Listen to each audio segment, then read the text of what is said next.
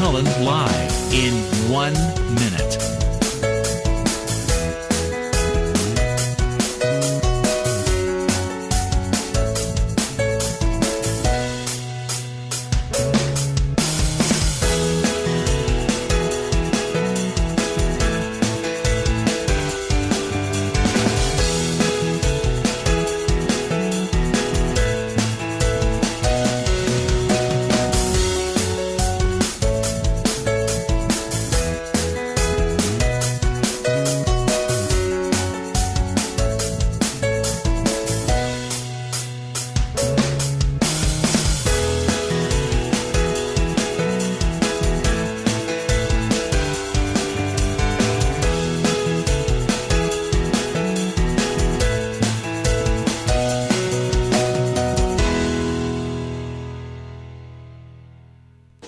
Welcome to Lynn Cullen Live at pghcitypaper.com. Email your questions and comments to Lynn at pghcitypaper.com.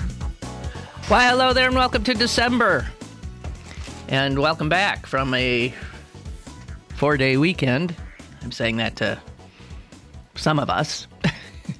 Some of the rest of you don't necessarily get the 4-day weekend, but man, I'll tell you this. The good thing about not getting a 4-day weekend is you don't have to come back to work after a 4-day weekend, which is harder, twice as hard, I think, than coming back after an ordinary old weekend. The people on the bus today look particularly miserable. Without a doubt, there was no energy on that bus. None.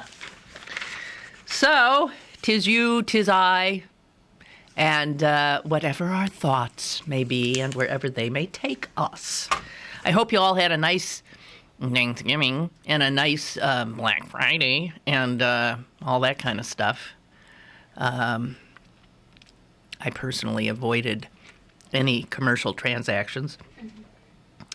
And I was on the roads a lot, but I go on the roads when everybody else is off the road, so I travel on Thanksgiving Day and then on Saturday, because after all, 2 days of family is more than enough, isn't it? I mean, I think my brother was so clearly wanting to get all of us out of his house that on Friday, nobody could find him. He kept saying, where's Bill? And then somebody spotted him. He was out in the backyard, his backyard, furiously raking leaves. Now, I don't think that's normally something he would have been doing, but he had to find some excuse to remove himself from the crush of familial intercourse. So we're all fatter and, oh man. I just saw something that said that Americans actually are eating less healthily than they did last year. How the hell do you arrive at it? I mean, how do you arrive at that conclusion? I didn't look further because I'm eating every bit as unhealthily as I ever did, so I don't shift it one way or the other.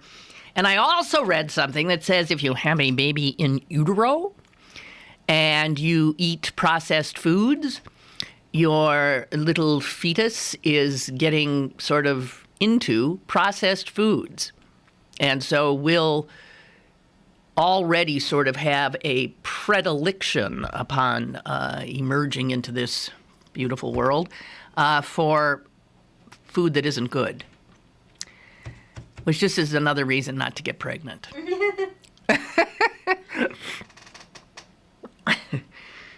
Oh, man. All right. So, what are we talking about? I don't know. What happened here? Anything? I was out of town. There was a tweet I got today. Jess will understand this tweet. I saw it this morning. It was about an hour ago. And somebody tweeted, the Jew in a kilt. That's what it said. The Jew in a... Oh, my God. Yeah, I see. You know. It said, the Jew in a kilt is doing lunges up Murray Avenue. I love Pittsburgh, is what it said. Now, you know who it is. I know who he is. I who the Jew in a kilt was, too. Does anybody else know who the Jew in a kilt? Richard Greenberg. Well, we won't give his name. I don't care. Give it. No. Yes, Who? Chronicle wrote a whole article about him. The Jewish Chronicle wrote an entire article about the Jew in a kilt? Because he thinks the kilt's a Jewish thing now. Oh, he insists the kilt is Jewish. Now it is. Because he's made it. So, yes.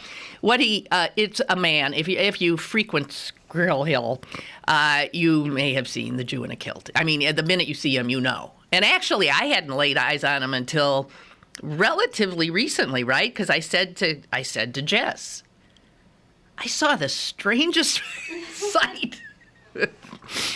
I couldn't figure out. She said, "Oh." Yeah. Jess has done time in Squirrel Hill as can't call you a barista, can we? Yeah, that's what I do. As a barista. Yeah. And so she knows all about the Jew in a kilt. Can't miss him. He's sort of like, I also saw another tweet about the guy with the bumper on his, the car bumper on his bicycle. And he, too, is a denizen of the East End. And most people, I think, I hope you've seen him. He's a great character, and it's a great idea. He has many bikes, I think, and he somehow finds, he goes to junkyards or something and gets fenders, front bumpers off of, cars, and then puts them on his handlebars so that, when he's out on the road, ain't no car going to get too close to him without doing serious damage to their cars. So I think it's sort of a brilliant idea. He simply, by doing so, has given himself that much room and security. But all of that suggests that there is nothing more wonderful than eccentricity. There is nothing more wonderful than characters. And I think over the years we have sometimes bemoaned the fact that there are fewer and fewer of them, it seems. And I'm wondering if it's true, and I'm thinking it is. And I'm going to blame... We always got to point fingers. This is talk radio, so you have to point fingers, and somebody has to be blamed. I think the increasing what seems to be homogeneity of people and their behavior is a result of pharmaceuticals. And I really do think that children who are by nature quirky, who may grow up to be wondrous eccentrics and maybe geniuses and composers and artists, are now being considered, sick in some way. And so they're medicated, and all the edge is taken away, and consequently some of the genius or the wondrousness or the uniqueness. So that's I'm fingering the pharmaceutical industry is what I'm doing for the lack of characters. And it may in fact be something that isn't. Maybe there are still characters around. I don't know. Maybe there's actually more eccentrics now, like not in urban areas, but in rural areas where there are, there's more space and there's fewer groups to impose certain standards of conduct or something. And I remember one of my favorite books ages ago, probably in the 60s, was a book called Wisconsin Death Trip. Do you know that book? Yeah. Jeez, Jess! How do you know that book? My friend has it. It's an She likes weird things. Well, it is. I recommend it. I'm sure you can still get it. But what it tells you, I guess when I just said maybe the eccentrics are in rural areas now. Wisconsin Death Trip, as I remember it, and believe me, this is a long, long time ago. I haven't laid eyes on it in 40, 50 years. Is taken from news clippings of of a section of certain areas in Wisconsin. Well, generally smaller towns, and my memory is of it's like Wisconsin at the turn of the century. Jess, do you sort of remember that being the era, the late 1800s into the 1900s? Or as Sokolowski would say, the 19th century into the 20th century. And the clippings suggest that Wisconsin was populated by totally insane people. I mean, the kinds of stories in there are the stuff of, I don't know, your nightmares. So this sense that people have always been strange and unusual. And this compilation, just taken from one state's newspapers in a certain period, suggests that. I don't think you could. I don't know. Well, never mind. Wisconsin Death Trip. I got to look that up again. That was a seriously wondrous book. Okay, so what are we talking about? I don't have a clue. Ooh, turn of the century. That brings me to a little item I saw in the Tribune Review yesterday. By the way, sometimes when I say Tribune Review, a lot of you guys you flinch. Sort of like Bill Peduto when I walk towards him. So I just want to say this. I, like the Wall Street Journal, I eschew, God bless you, I eschew their editorial section because I think it will grow hair on my palms. But their news hole, as it's called, their reportage is, I think, often very good. And frankly, I find more interesting stories generally in the Trib than I do in the PG. I do. And I don't know what that's about. But I do. And in fact, I'm going to share some with you for those of you who never touch Richard Mellon Scaife's rag. I didn't know this, but I'm sure because you guys are so smart, you did. Do you know that the first gas station in the world, a gas station that we would recognize as a gas station, the first gas station in the world was on Baum Boulevard in East Liberty? No. Yeah, it was. The first in the whole wide world.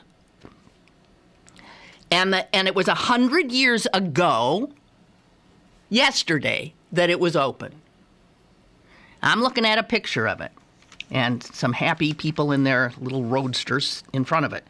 Because it turns out that while very few people had automobiles at the time, there was no reason for there to be, no one would be opening service stations because there weren't enough. It's sort of like the problem with alternative fuel vehicles now. More people will buy electric cars when there are electric charging stations all over the place. But so what there were is like sort of little shacks here and there, or somebody was selling, somebody would sell you a loaf of bread and a gallon of gas, but there was no such thing as a specific gas station where you could go and pump gas until this. And it was Gulf Oil that put it up, and Gulf Oil, of course, at the time was headquartered in Pittsburgh. And that one little pagoda-looking like thing that does not really look much like a gas station does now, was the world's first drive-in gasoline station, the corner of Baum and St. Clair Street. And where did I find that other thing? Oh, there's a little bit of information here. So that was in 1913, December 1, that it was opened. And at that time, in the whole United States, there was believed to be just about 500,000 cars being driven. And 4 years later, after this gas station on Baughman, St. Clair was opened up, there was a total of 7 gas stations in the entire state of Pennsylvania. So I'm a little, okay, 1917, okay, World War I. And I think, well, I don't know. It just that sort of blew my mind. I don't know why I thought things would be a little more. But that is, if you think about it, Baum Boulevard is like, automobile row. I mean, there's that, never mind, who cares? Blah. We have an obit. Sorry. Always. No? Yes? Caller? Hello? Hello. Hi. Hi. Sorry to ruin your flow there, but no, you didn't. As you were talking about the first gas station, you brought up like the electrical station. Yeah. For people to charge their cars, and like a stroke of genius came through my head. So let me get this out there so somebody can do it. I thought of it. Won't make any money, but I'm going to say it. Okay, go. You don't have charging stations. You have battery stations. Like, when you get the gas for your grill. Oh, yeah. Okay, you just canisters. You just go in there and grab another one. Uh-huh. Leave the empty. Yeah. You just have batteries that pop out the car. You just put a charged battery in your car and get it rolling. I wonder if pop the battery out, huh? Yeah, I wonder if that's not something you think that it was your idea, but I think maybe that idea is already out there. Is it? Okay. It just popped into my head. I went, that'd be faster. Just grab a battery and go. You grab a battery and go. Yeah. But somebody's got to be, it's like, what comes first, the chicken or the egg? Do you get, people will buy those cars when they feel that they can, safely travel and have access to renewed energy. But you know what? It's one of those things where the existing petrol stations could have do both. Charged batteries. Just like they have, what is that? What kind of gas is that you put on the grill? Like, why can't I think of the word? What do you put on a grill? I don't. I don't do gas grills. Gas is that butane? Is that butane? I don't think so. Well, what the hell? Oh, butane is like a See, I don't have a gas. I'm still. Neither do I. I do it. I can't think of it. Yeah. What is gas? What is the gas that you use in grills? Jess, you don't know that either. What would it be? It's like everywhere, and I can't think of it. In those big canisters, we see them. Yeah. Well, what is it? I don't know. I did no. What is it? How hard could this be? And you know how many people are screaming at us right now? Propane. There you go. Yeah. So the existing gas stations have like charged batteries, maybe 4 or 5 or 10, depending on where they're located. And when you leave off your almost dead battery, and you pick up another one, and they throw that on the charger. It's like this rotating thing. Yeah. Oh, guess what? Yeah. Someone's telling me the same story I'm crowing about was in the Post-Gazette yesterday. It was?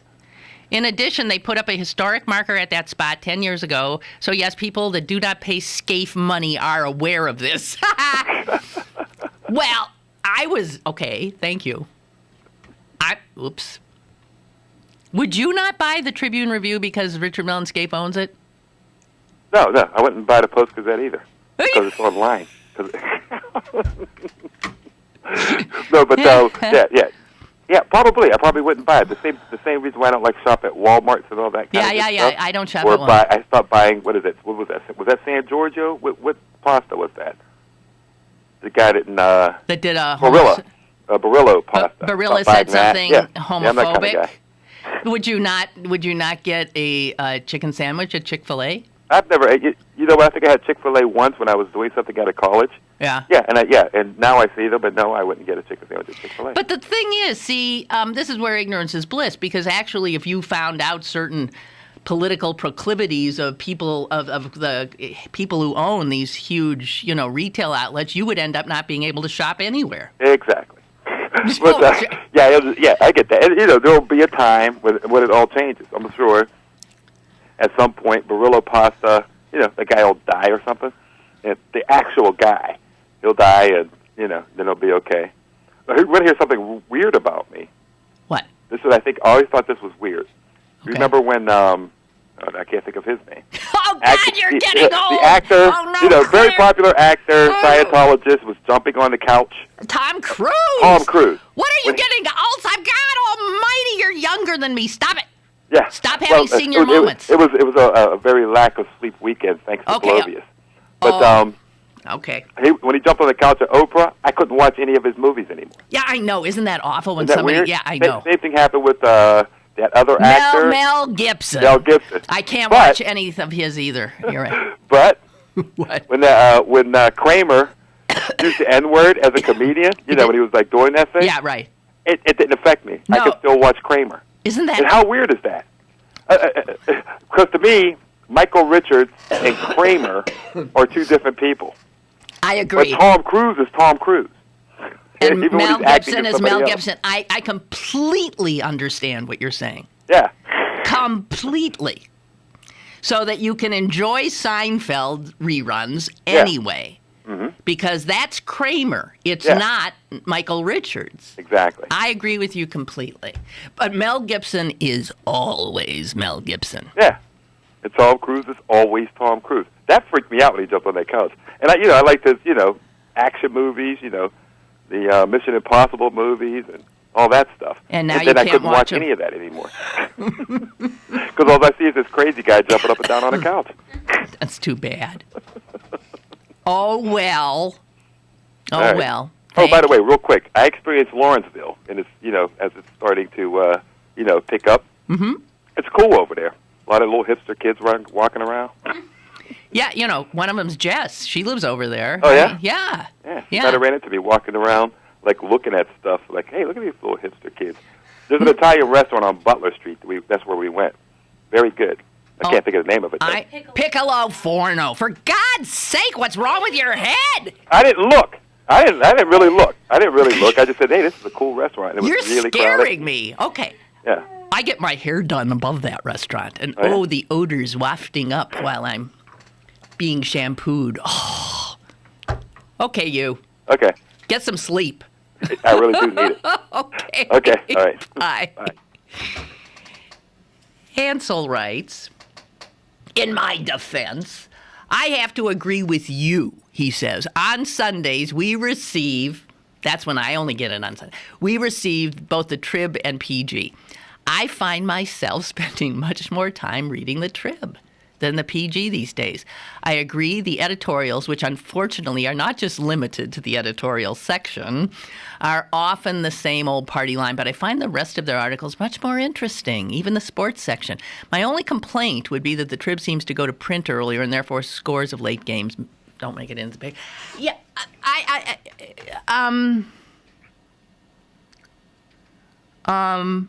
I agree, and I don't know. It just might be that their editors are interested in the same kind of things that you and I are, or something. But the choice of stories that they put out there, I often find things like I get more fodder from them. I mean, for my job, so that's why I say, ooh, that's good. Ooh, that's good. The Post-Gazette. Post-Gazette has really come down. It's so sad. It is just so damn sad.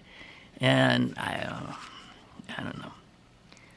Oh, my God! I'm a little past due. We got to get a break in here, and then we'll come back with our obit of the day. Stay tuned.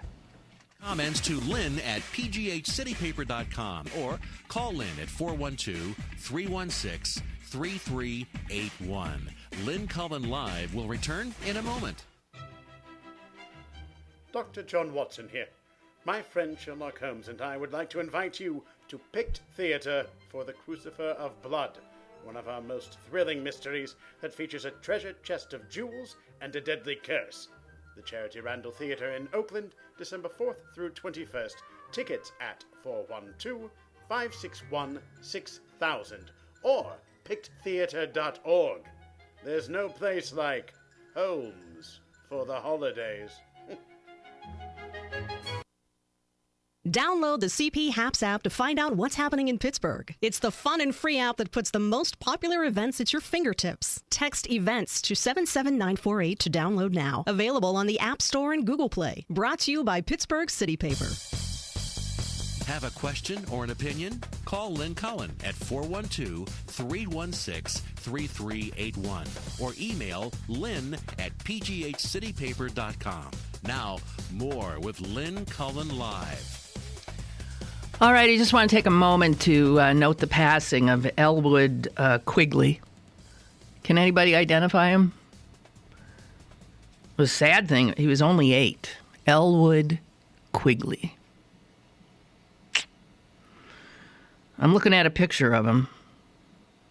I remember seeing this picture once before. Elwood Quigley of New Jersey was crowned the world's ugliest dog in 2007. Aww. And man, you can see why. I mean, you'd be hard pressed to find a more pathetic looking beast. He was a Chinese crested and Chihuahua mix. And he had no hair, no fur, except for this little strange puff of white on his forehead. And his tongue, like hung out of his mouth. This big, long, he was so ugly. No, he was not. Oh, he was! And so anyway, he was so ugly, he actually became the topic of a children's book, and the book preached acceptance of beings that look different and or were not pleasing to the eye. And so Elwood became a real ambassador for, unpretty things. Elwood Quigley. I don't have a full picture, Jess, because I accidentally ripped it off. But I Here's sure. a picture right here. Okay, you Google him. So would you agree that that's pretty ugly? I mean, it's so he was so ugly. He was, I guess, just see. I feel Gee whiz! I didn't. Oh no, she's gonna. Hey, speaking of crying, why was that football player crying? Did you see that? Yeah, like unreal. I mean, I actually thought, I well, know. he's not really crying. You don't have don't know. big. It looked like the Mississippi River was like I know. flowing I out of thought it. he was- Oh my God! A big, American gladiator, and it was just sobbing, and that was in the Star Spangled Banner. Yeah. Somebody said maybe he was thinking about his teammate who had shot himself and his family a year ago. But I don't know. Did somebody find out why he was crying like that? Gee whiz. Okay. And you see the picture? Did you see the tweet that Romney's son, Josh Romney, put out? This is interesting the way this was covered. And here I'm looking at the Tribune Review, which is a very right-wing editorially paper, and they have a headline saying Romney son aids crash victims, and they have a picture of him, and it's an odd picture because he's standing in front of, I guess, what is the wreckage of a car, and he's grinning at the, what is it with Romneys and cars that they engage in weird behavior, strapping dogs to roofs, taking happy pictures in front of crash scenes. Now, I guess you could say it's okay because he happened to be the first on the scene. This car hit a house. He ran over, and no one inside was badly injured, and he helped everybody out. So that's all good. So he tweeted about the wreck along with a picture of himself smiling next to the overturned vehicle. Now, you could say, well, he's feeling happy because he helped 4 people who were in that car. But on the other hand, it's just, again, it looks odd. A little bit off. Just a little bit off. Sort of like his daddy. And there were a lot of people who were really put off by his need to chronicle the event in that manner. Boy, are we all going to get sick at looking at everybody's pictures now. I mean, it's just endless, isn't it? It's just endless. Okay.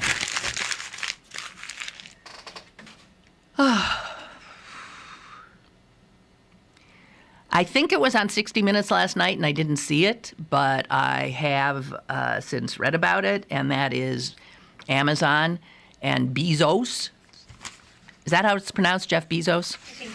I think so. He's the genius behind the concept that destroyed more retail stores than anyone in human history. And he ain't stopping.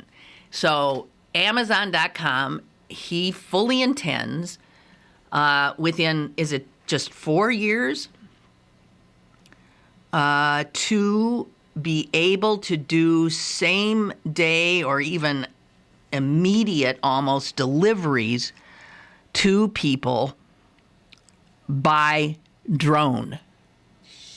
So let's say, because today I reminded myself of that book that I loved so much, Wisconsin Death Trip, I go online, go to Amazon, order Wisconsin Death Trip.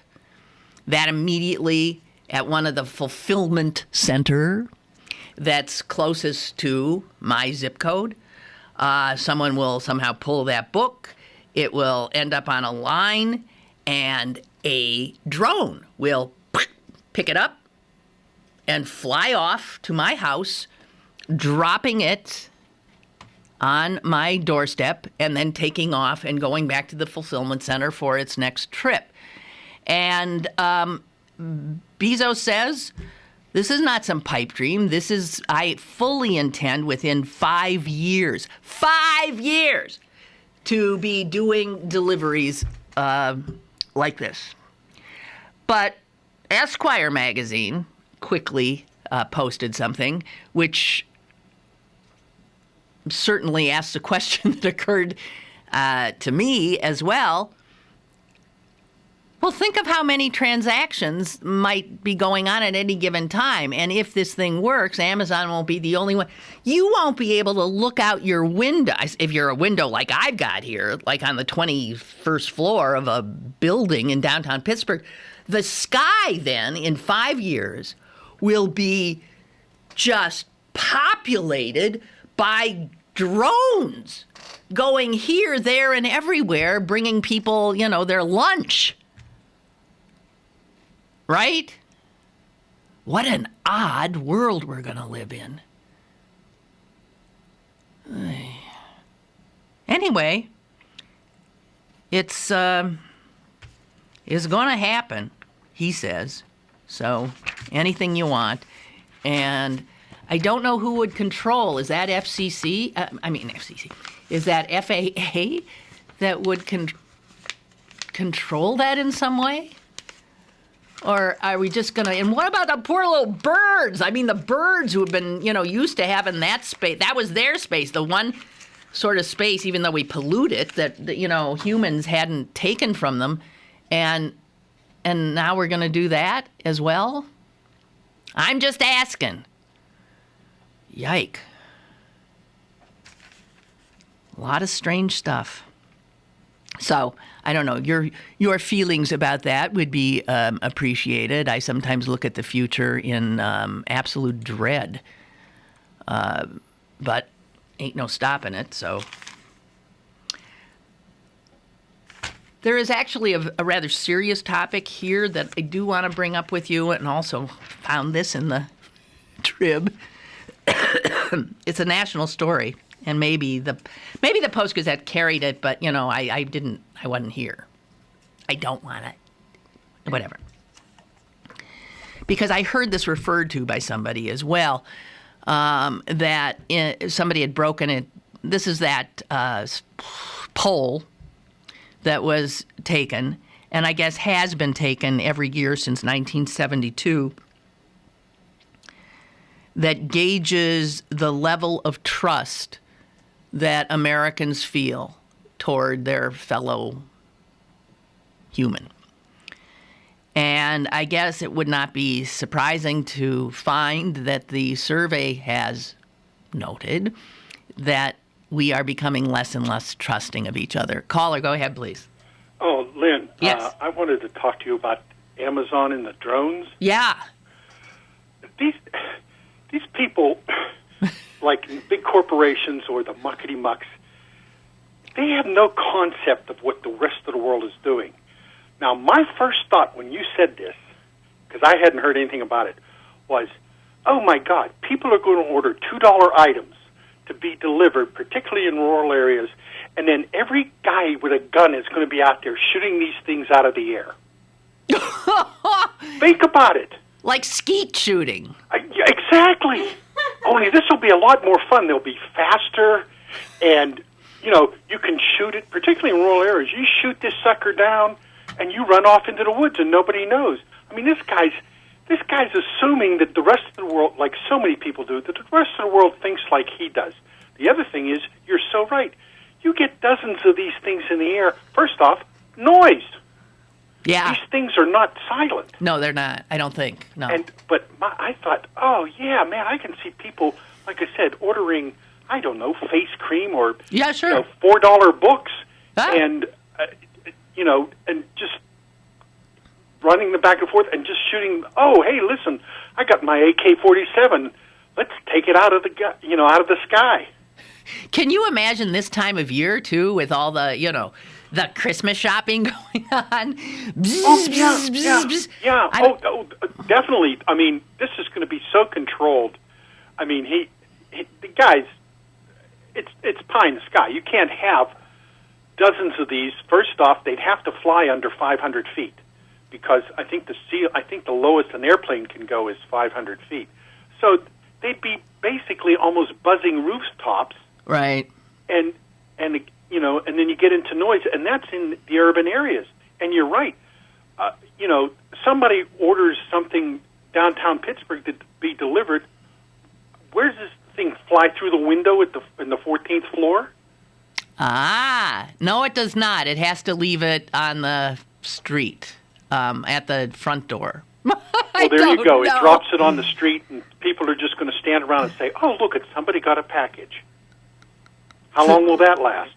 So it doesn't work for people in high rises or apartments, but it works for people in houses or in rural areas.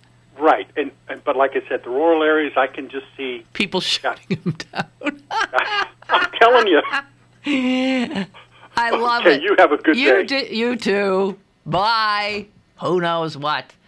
Now, I have to admit, I did not see this story on 60 Minutes. So if anybody has anything to add to the little bit of information that I've had, feel free. I mean, you gotta know that this is the kind of thing. We're going to have cars that drive them soon. Cars that drive themselves, drones in the air delivering things, and looking in our windows. All of this is inevitable. Genie's out of the bottle. Somebody opened Pandora's box. It is. And one thing we do know about man is that when man can do something, he will do something. There's no stopping it. I was trying to explain to a friend last night at dinner that this is evolution. And she immediately said, it's devolution. I said, well, that's just putting your opinion on it, but it's exactly evolution. It's one thing leading to another. We walk out of the primordial ooze, and we crawl, we skitter, we get up on all fours, we then get up on twos, and we start thinking, and we conquer fire to a certain extent. We this, we that, we invent the wheel, we blah, blah, blah, blah, blah, blah, blah, blah, blah. And very quickly we get up to where we are now, and there's no stopping it. So we will increasingly not only rely on this kind of technology, but we will incorporate it into our lives, into our bodies. And so evolution will yield, from the primordial ooze will come essentially cyborgs. That, I'm telling you, I've been telling you for years, that's where we're heading. And I'm making no judgment about it. Anyone with a clear eye can see that's exactly where we're heading. To parts that can be, we're already replacing parts in our bodies. We're replacing parts with, mechanical devices.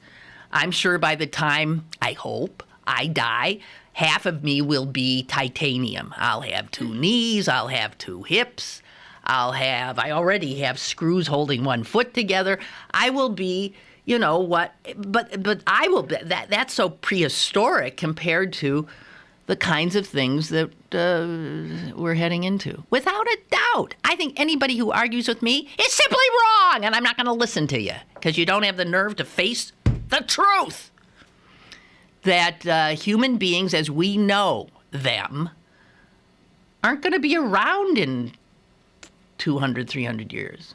I don't think. And I don't even, it doesn't bother me. It must be what was supposed to be, or just it's the progression of the way it works. I don't know. All right, I got to take a break, and then I want to get into this trust thing. And maybe that's even part of this picture. Because cyborgs don't need to engage in trust. Let's look at that when we come back. Stick around for more with Lynn Cullen live after this. Packers. Vikings. We come from different places. Uptown. Downtown. We come to different conclusions. Half empty. Half full. But when we live united, we make a real difference in the building blocks of life. Children succeed in school, families gain financial stability, the health of our neighbors improves, and suddenly so do our communities. Real change won't happen without you. Live united. So give, advocate, volunteer, live united. Sign up today at liveunited.org. Brought to you by United Way and the Ad Council. Go to the all-new bergbargains.com for the best deals on holiday gift cards from your favorite local restaurants, bars, museums, attractions, and shows. Log on now for great deals from Ibiza, Atria's, Verde, Crazy Mocha, and City Theater. The all-new bergbargains.com, Pittsburgh's best bargains, bergbargains.com. Just in time for the holidays, Little's Shoes is your UGG headquarters. Little's has the largest selection of UGGs for men, women, and children to stay warm with shearling-lined boots, shoes, and slippers. Don't forget to get your hats, gloves, scarves, and more. Bring the entire family to view one of the largest in-store UGG shops in the U.S. All available at Little Shoes, Pittsburgh's largest family shoe store. Forbes Avenue in Squirrel Hill or littleshoes.com. You're listening to Lynn Cullen live at pghcitypaper.com. Once again, here's Lynn Cullen. All right, Ray has checked in on this drone thing, and I think he's on to something. The gentleman, caller said, how do you deliver to the, downtown, to, these skyscrapers? And Ray writes, there is 0 chance of this happening in our cities and populated areas. The insurance industry will make sure of that.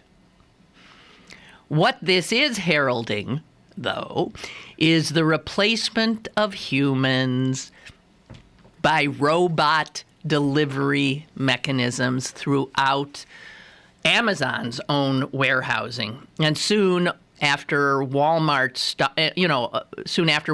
stockers will all be out of work. Robot overlords on their way. Right. You're right. You're absolutely right. It's funny because there was a sort of now, because it won't work in metro areas, somewhere over the weekend, I read a piece And I don't know, was it Amazon or it was somebody who is saying that they will, in the city, in Manhattan, if you order something, it will be delivered to your door within an hour. How the hell is that possible? But they showed one guy. I mean, it was a guy on a bike. That's how he does it. You put in an order, he runs to the store to get what you need. The thing I read, a woman was asking for some diapers for her baby and this, that, and the other thing. The guy gets them, sticks them in some kind of gets on his bike, zips off, and bango, does deliver it within an hour. Now, that's the old-fashioned way, requiring a human being. But clearly, that is a very seemingly primitive system compared to the picture that Bezos provides us. I don't know what human beings are going to do. I'd sure like to see whoever that was at CMU 30 years ago that I asked as a naive reporter that question when he proudly was showing me this very rudimentary robot that was delivering mail in one of the buildings. And when I said, what happens to the guy who used to do that? He said, oh, no, that he'll be fine. And robots will create more jobs, is what he said. They will not take jobs. Mm-hmm. And I remember thinking, I don't think that makes no sense. And I turned out to be right. Hello? Hello? Turn down your radio. Hello, is this the Lynn Cullen Show? Yes, it is. Go ahead. You're talking to Lynn. Oh, Lynn, I'm sorry. This is Roger from Bellevue. How are you doing today? I'm doing fine. What's up? Good. Hey, I was just calling in about the CBS or 60 Minute show. Did you see yesterday. it? Yeah, did you see it? Turn your your audio down. It's getting in your way. Here, I'm going to have to disconnect because I think there's something going on with Okay. Okay. So he said he has to disconnect with us? Are you still there, Lynn? Yes, I am. I'm here. I'm here. Hello? He hung up. Oh, well. Okay, so am I ever going to get into this trust thing? I'm going to try. I find this subject fascinating. It's an organization that does this called it's a General Social Survey. They've been doing it since 1972. And in 72, when Americans were asked if most people can be trusted, do you think most people can be trusted? In 1972, about 50% of Americans said yes. I think most people can be trusted. Today, it's a little under a third of Americans. So most Americans now would not agree to that statement that most people can be trusted. And I find that more frightening than anything, because I think if there is, and the article goes on to say exactly this, if there is no trust, you can't have community. And if you have no community, well, you're getting close to what we seemingly have, which is all of these, our own little universes where none of us really interact except in a sort of hands-off way, in a technological way. Distrust of others means all kinds of things, and none of them good. Can you come up with something good with this rising level of mistrust of our fellow humans?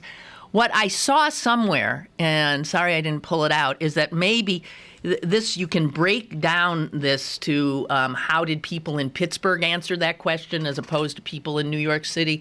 And I believe that Pittsburgh did show a much higher level of trusting of one's neighbors than the national average. And that makes sense to me because Pittsburgh is known as a city that has retained its neighborhoods and where people do generally know their neighbors, that kind of thing. So the fact that we tend to, stay in our own homes, drive alone in our own cars, we can stream our movies and all the entertainment we want in our own home theaters. There's no need to sort of go out and rub elbows with others. And anyway, we're not so sure about those others anymore. Social trust is what's heading down. And without it, the political consequences are huge. And I think that's because if you don't trust the next guy, here's something you're not going to do. You're not going to enter into an agreement with him, right? You don't trust him, then there's not going to be any, give and take. Because you figure you'll be doing all the giving and he'll be doing all the taking. So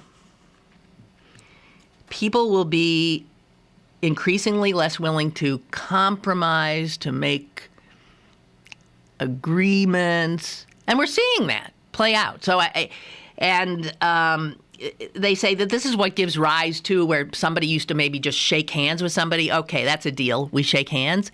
Now there's 10 lawyers involved and a 100-page contract of some sort. This is why there are now gated communities.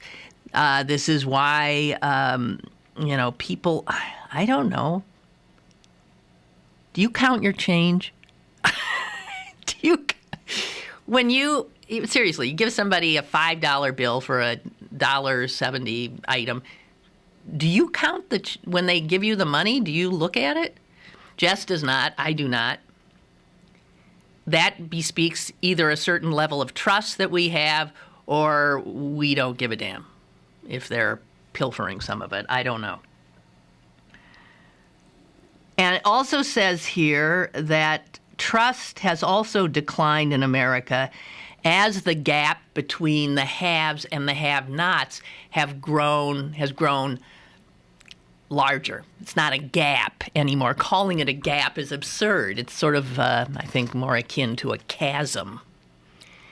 And what the survey also finds is that people with more wealth tend to trust, what do you think I'm going to say, more or less?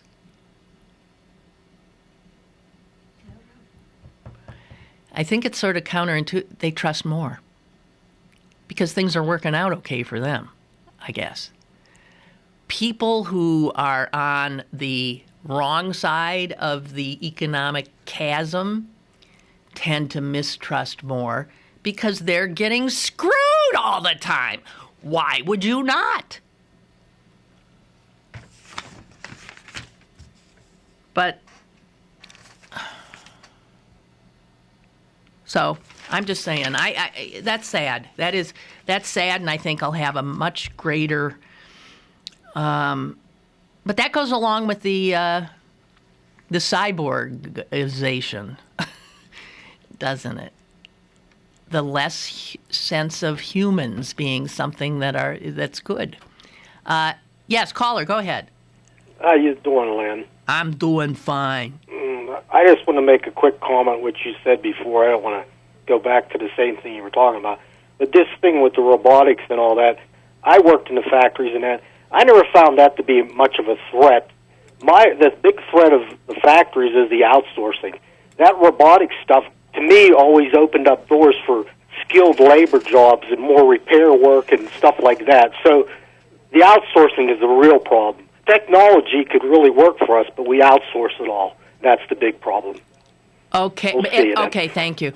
But that might be a kind of transitional problem because if the robots really get going and then become simpler to mass produce, they're even going to be cheaper than women and children in Bangladesh. So the robots will, I think, at some point even take those people's jobs.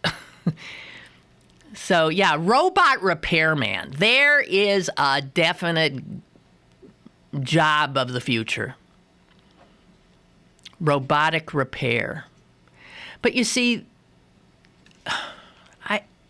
it seems like technology brings with it jobs, but those jobs are highly skilled and require a very astute brain power, I think.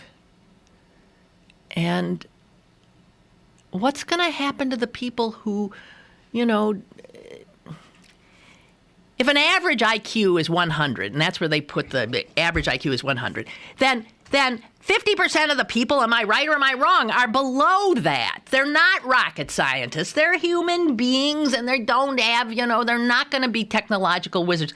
So where are the jobs for those people when there used to be jobs for those people? Robots have taken all those jobs. Robots will take all those jobs. Robots will also take all the jobs of a lot of white-collar, tons of white-collar people are going to lose their work. I don't know. I think my job would be pretty safe. Would you listen to a cyborg talk show? I don't think. Because one of the things that talk has is at least the truly human element, however repulsive that may be. But I don't know. Whatever. We are barreling forward. You seen any good murmurations lately? I actually did look up some video of a murmuration.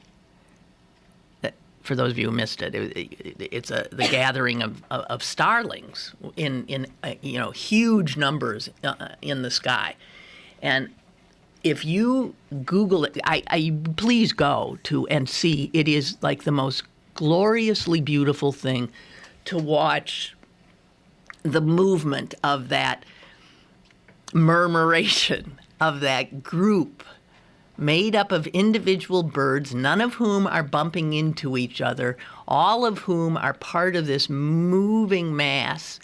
And it is wondrous, truly wondrous.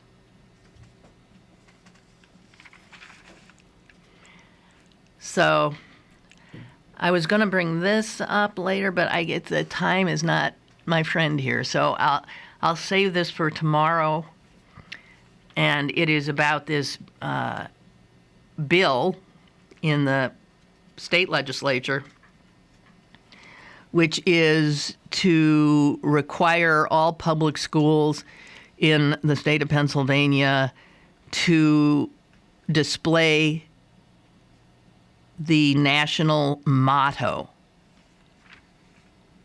Jess. Do you even know that we had a national motto? I didn't. No. I don't You didn't either. So what would you guess? Can you guess what it might be?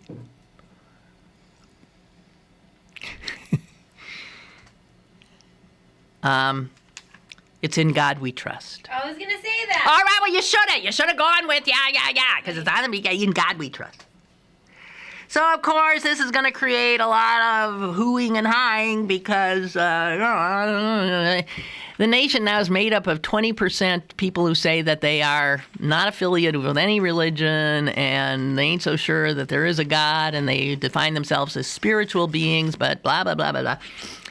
In God We Trust, the national motto. Okay, anyone want to take a stab at when this national motto became the national motto? And if I were to give you the hint that, unsurprisingly, it occurred at the very same time in our nation's history that all of a sudden the Pledge of Allegiance got amended. I had already learned the Pledge of Allegiance. I'm so old. And then we were informed in school that it had just been changed. And that's a bitch when you know something by heart and then they stick something new in it. And what they stuck in, here's the pledge I first learned. I pledge allegiance to the flag of the United States of America and to the republic for which it stands, one nation, indivisible, with liberty and justice for all. That was the Pledge of Allegiance. What was missing in that pledge to your ear? Under God. Under God, says Jess. So right about the same time we stuck under God in our Pledge of Allegiance. I mean, that pledge was just fine and dandy before, right? But all of a sudden, it was missing under God. And all of a sudden, we don't have a motto. And the motto is, in God we trust. And you know what, and I'm giving you so many clues, you got to know when that all happened. Of course, it happened in the mid-50s. And we did it to show that we were different than those godless commies. It happened during the McCarthy era. So, talk about that a little bit, what it's all about, what its chances are tomorrow, because we have run out of time for today. Okay? Have a good one as we stumble back into our real lives. And again, we'll talk tomorrow. Toodaloo.